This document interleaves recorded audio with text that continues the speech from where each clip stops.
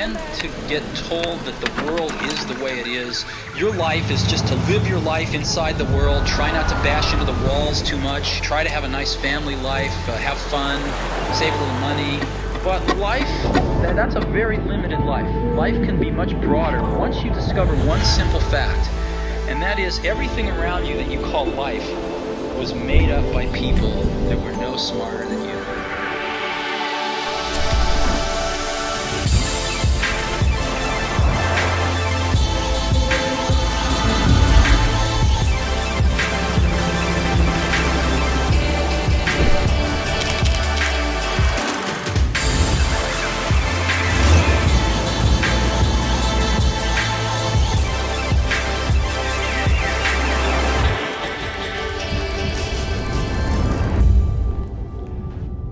Life was made up by people who are no smarter than you. If you decide to close out this video, I hope that single statement stays with you, because once you truly understand it, it will shape your every single decision in life. 5 years ago, I was unhappy, I was sick, and I thought this is how life had to be.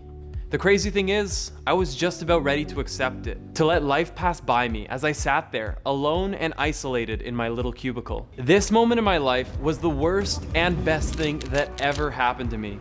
It taught me the most powerful life lesson that no school and no university ever could. This is not a sponsored video, and I'm not going to try to sell you something. This is the video that I needed in my darkest days when I was working a 9-to-5 that took the joy out of my day-to-day. And my only goal today is to share that lesson and how you can do the same too.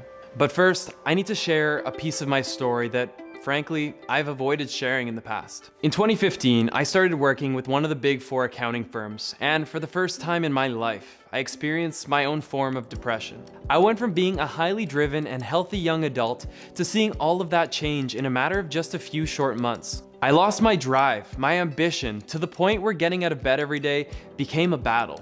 I saw the health that I had taken for granted my whole life take a complete 180 on me. I started experiencing short-term memory loss, random muscle spasms, and a twitchy eye. These weird conditions and many more all started coming on at the same time, and so naturally, I had to look for answers. After a few quick Google searches, I was convinced that I had early symptoms of MS, which is another life lesson: don't try to diagnose yourself.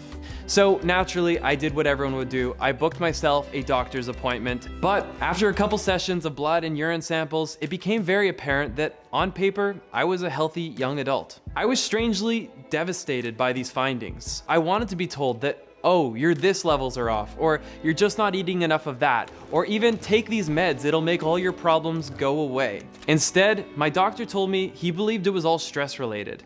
And to be honest, when I heard that, I felt like that was just a feel-good BS. I felt deep down inside I had MS. Sorry, doc. From losing a loved one, relationship struggles, or exam season, I've had my fair share of normal stresses. And in all these times, it had never impacted my physical health. So I left the doctor's office and I changed absolutely nothing because I didn't really believe it, but also I feared the idea of change. I knew mentally I wasn't in the best place since starting that new job, but I feared giving up that prestigious title and the future opportunities that I would be abandoning. I feared what my parents and friends would say, and I especially feared leaving my job only to fail. And so I stayed put. A few weeks went by and I continued going to work, feeling miserable and seeing new health problems spring up. It became my new normal, and it sucked. After 3 months grinding away at the firm and seeing all my dreams go by the wayside, I realized in that moment I had to make a decision. Either go and find a new job that's more in line with who I was as a person, or what I really wanted to do, take the time to wholeheartedly pursue my own passions and projects. The problem was, I was broke, and I didn't know how to make money with my passions, and I barely even knew what my passions were at the time. I also didn't have anyone in my life who encouraged me to do something so bold. In fact, my parents, my friends encouraged me to stay at the firm, telling me things like, don't worry, it will get better. Soon you'll be promoted and you'll be able to do what you love. These are the responses we've all heard to make the most of a shitty situation. But I asked myself one question that gave me sudden clarity. Does anyone in this office have a life that I aspire to live? For that matter, does anybody in a 9-to-5 lifestyle have a life that I aspire to live? And the answer was simply no. This is when my life changed. I still had no money, a ton of fear and mental hurdles, no concrete plans, but the decision had never become so easy. On November 15th, 2015, I handed in my resignation. The moment that I quit, it was like the flick of a light switch. My smile came back. My motivation was at an all-time high, and my health problems disappeared like magic. Turns out, my doctor was right. I truly underestimated the importance of mental health. After handing in my resignation, I called my parents. They were shocked and a little disappointed. I called my landlord, and I was super lucky because he only charged me a small premium for canceling my contract early. And my third phone call was to my buddy Bram, who at the time was working as a general contractor. And just like that, he was able to get me a flexible part-time job that enabled me to set my own hours and make 17 Canadian dollars an hour. Almost the following day, I was back to work. From Monday to Wednesday, I would work 12-hour days helping set up a Best Buy as a general laborer. And from Thursday to Sunday, that's where the real work happened, building the early Los LeBlanc business. I would spend morning to night teaching myself how to edit, researching my upcoming travel plans, and I even began pitching my humble little channel to camera brands in hopes they would buy into my story and loan me the camera gear I could never afford to buy. I truly discovered my secret power, and that was determination fueled by passion. In just 30 days, I was able to buy my one-way ticket from Vancouver to Bangkok, Thailand. I was able to take my bank account from being nearly empty to having $2,500 US on reserve. And I had landed an agreement with Panasonic, and they sent me a GH4 and a lens with basically no strings attached. And my parents even started to get on board as they saw how hard I was working and that this was truly my passion. But most of all, I had never been happier in my life. After just 3 months on the road, I had my first break-even month, meaning that my expenses were completely paid off by my revenue. In year one, I was able to make a modest profit of $10,000 by keeping my costs low, knocking on hostel doors, cold calling tour operators, and finding any other way that I could to make money and save money. In year number 3, I had my first 6-figure annual income, and in year 4, I had achieved over $1 million in revenue. And after 5 years, I went from creating travel content to now teaching well over 1,000 other creators how to become their own bosses. Every door I've ever wanted open has swung open. Am I just lucky? Well, here's the reason I really made this video. Odds are really good you can relate to where I was. Working a job that you don't love and knowing that there's so much more to life, but being pressured into sticking to the status quo. This is how most people will live their entire lives. The greatest discovery of my 27 years on this planet is something that I am so fortunate to have learned early on in life. It's something that I wasn't taught, but it is the #1 thing that I will teach to my children and anyone I get to know closely. And that is, what you believe is what you will achieve. In other words, your state of mind determines your finish line. Yeah, I spent like 15 minutes coming up with that. Simply put, we define our own limits by what we believe. The problem is, most of us, including myself, are not taught how capable we really are. And so we abandon our dreams and set boundaries that lack ambition. We are told to be successful, we have to go to school, find a stable 9-to-5, and then in time, retire. But the crazy thing is, we're not told to find a career we actually love. We're told that 9 out of 10 businesses fail, but nobody tells us what it takes to be that 1 out of 10. We're told that it takes luck to be successful, but nobody talks about the fact that you can make your own luck. Now, the good news. We all have that ability to train and unlock a mindset that makes us truly unstoppable. A mindset that's so powerful that failure becomes completely out of the equation. Now, one thing I need to say is there's absolutely nothing wrong with working 9 to 5.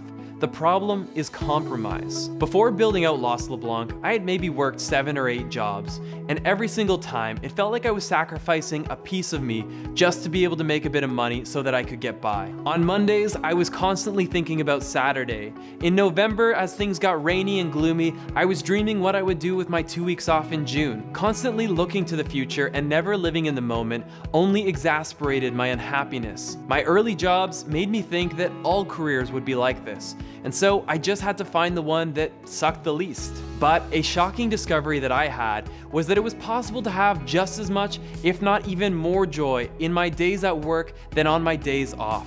I want that for you. You're going to be spending majority of your best years working in that career, in that field. So why not make sure it's something that you love, something that brings you joy and happiness, and something you would do even if nobody was paying you to do it? Your dream career is out there, but nobody's gonna give it to you. You have to go out there and take it for yourself. And to do that, you're going to need an unstoppable mindset. Being unstoppable means learning to push forward even when you're dealt a shitty hand. It means pressing onward even when the world tells you to turn back. And it means holding on to your dreams even when you start to question yourself. Identifying these passions is crucial because when you do what you love, you'll be able to withstand the upcoming challenges, and they're bound to happen. Today, you might not even know what those passions are. I didn't know what mine were until I actually went out there and did them. So in all honesty, you might start off by reaching for the wrong thing, but just remember that is part of the journey. Ups and downs, and even sometimes taking wrong turns. But as long as you are moving, eventually you will be moving in the right direction. Secondly, you need to reach for a goal that scares you. If it doesn't scare you, it's because you're not pushing hard enough. Your goal is not yet ambitious enough. Fear is the #1 indicator that what you're reaching for is great. So lean into the fear and remember what's waiting on the other side. And lastly, you must protect your mindset. So be careful who you spend your time with, and be even more careful who you take your advice from. Mentors are great, but information is only as good as the source. Ask yourself if the advice you seek is coming from a person who has already achieved what it is you seek to achieve yourself. Now, you might be asking yourself, what if I fail? I remember I used to get asked all the time, Christian, what are you gonna do when your channel stops getting watched? As if that was my only lifeline. When I started my journey, I had no film experience, but today I get contacted to shoot 6-figure campaigns and commercials. When I first started, I had no idea how e-commerce worked, but today I have a thriving content creator academy, I sell travel guides online, and I could easily make a living teaching others how to do the same.